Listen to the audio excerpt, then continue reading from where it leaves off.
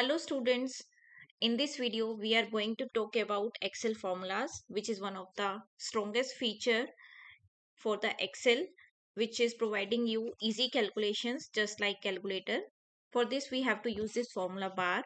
The very basic thing is that we have to use equal to sign for using any formula in the Excel. I am using equal to, but where I have to put the answer. For that I have to select a cell. Suppose I want to get the total of these marks in this particular cell. I will select it. I will go to formula bar. I will write equal to. Then simply I can write like this way also. 88 plus 94 plus 98 plus 92 and then press enter, right? Here you get the answer for the total marks. This is the one simplest way, but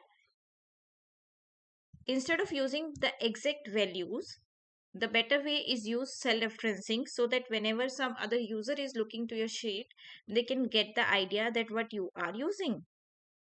First cell you have to select like this, then you have to use the operator. If it is plus, then you will use plus. If it is minus, then minus, and so on. Then you will select the second, then operator, third, then operator, fourth, and then enter, right? This is the second way to get the sum. Or how you can get the sum? Suppose in the next cell I will try to calculate with the range, right? I want to use the sum. I will write over here sum, right? Now a list of functions will be given by Excel. I will double click on this blue bar, this one.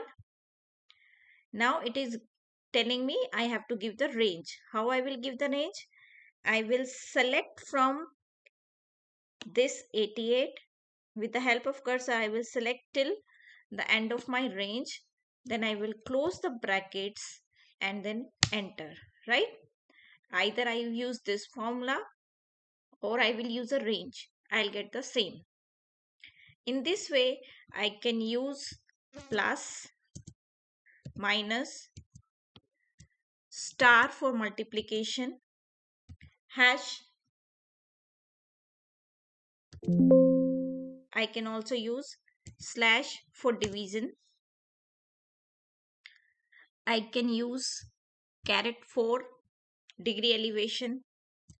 I can use parenthesis for the order of operation in which I want the calculation is to be performed. So it is as easy as you are using a calculator.